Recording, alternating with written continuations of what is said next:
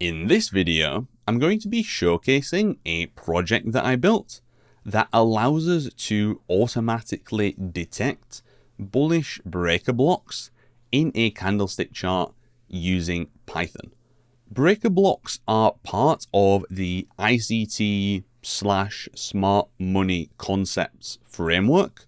And within that school of trading, they're designed as entries for a trade. So if you have some sort of directional bias, say you believe the market's going to go up at a particular price level, it's going to bounce off a level, and you also see a bullish breaker block, within the ICT framework, that's a sign of confluence, making you more confident on taking that trade. Or at least that's the theory anyway. From a technical perspective, a bullish breaker block looks like a swing low to a swing high to a lower swing low, and then we want to see a breakthrough to a higher high with some level of displacement. So we want to see an aggressive move upwards to finish off the breaker block. The idea then being that we'll revisit this level and that will act as support for a move upwards. This area is defined by the last up candle before or at the swing high. So we have the swing high here.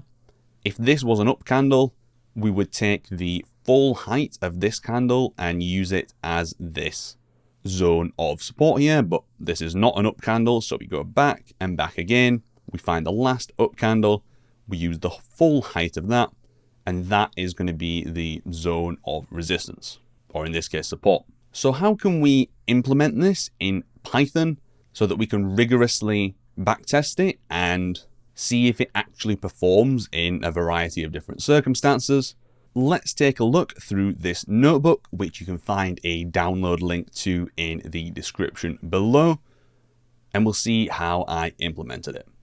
So right at the top, we just have basic importing of data. The data will be provided in the GitHub link as well, so that you can get the exact same results that I'm getting.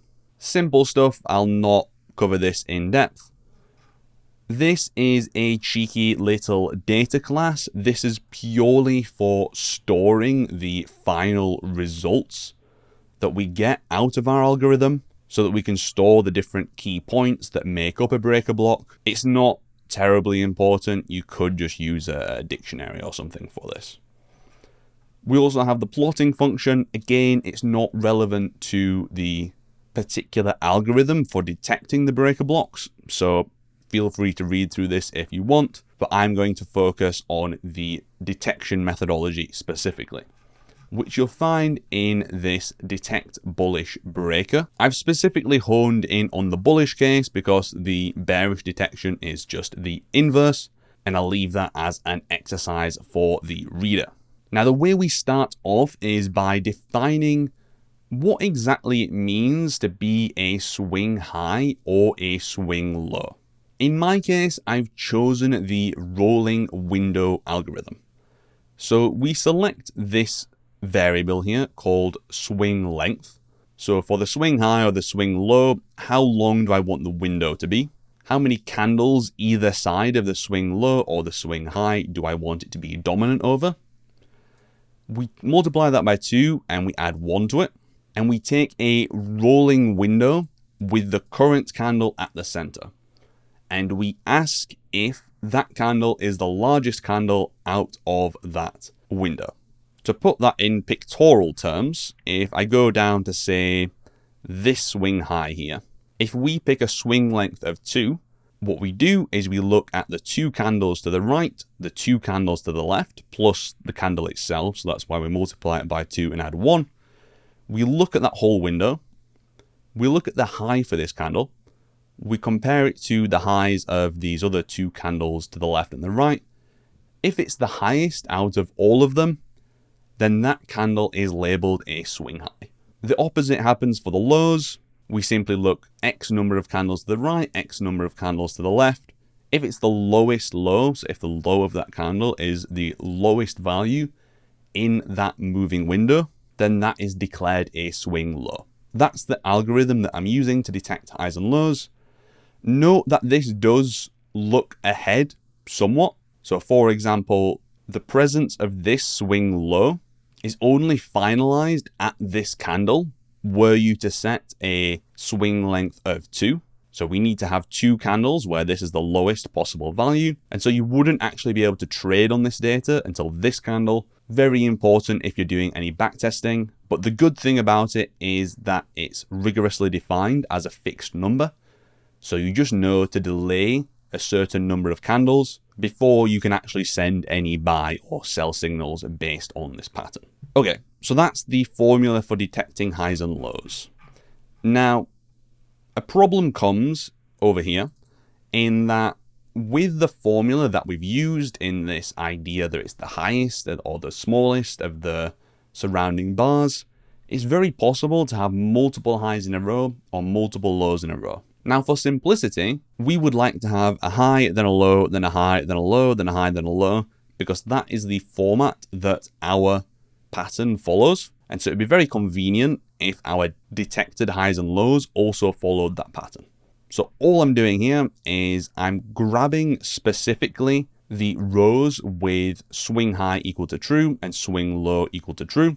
I'm changing around the column names so that what we end up with is a data frame which has the swing highs and the high price at that time, the swing lows and the low price at that time, and a separate column just called high, which tells us if it's a high or not, and if it's not a high, then it's a low. So we have 2 columns, we have price and we have high. That's all this is doing. I combine that into one big data frame and organize it by the index. Now, it's also possible to have a candle that is a high and a low. You can imagine something like a doji candle that is very spiky to the upside and the downside.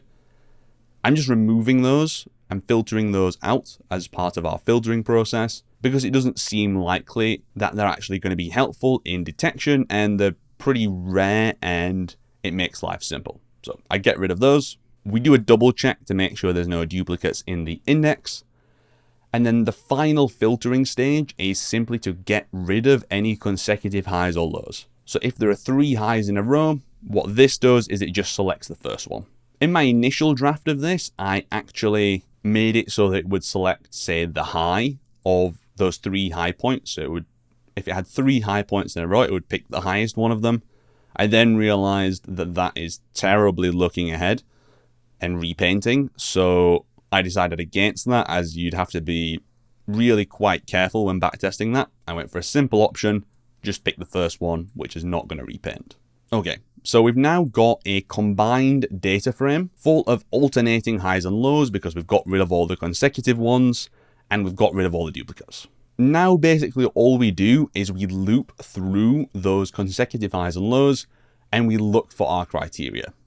We make sure that we have enough elements left in the data frame. We're not going to go and get an out of bounds error when we're indexing in. We check that we start on a low value as the pattern specifically starts on a low. So if it's a high, we just skip this particular number. We then have this concept called the minimum price gap, which I skipped over earlier. And essentially that's these 3 lines here. I grab the average body size for the last 20 candles and multiply that by a parameter that you can provide. In my case, I set it to a default of 0.5. What I use this value for is to determine whether something is truly a higher high or a lower low, as we don't want to label something a lower low when it's only 50 cents lower than the original low.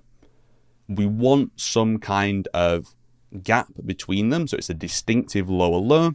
I decided to make that dependent on the average body sizes of the previous candle, somewhat similar to the average true range or a measurement like that. And that's all that's doing. It's just going to give us a value relative to the size of the candles that we're working with that we can use to make sure that we're actually getting lower lows, and that's what we're doing here.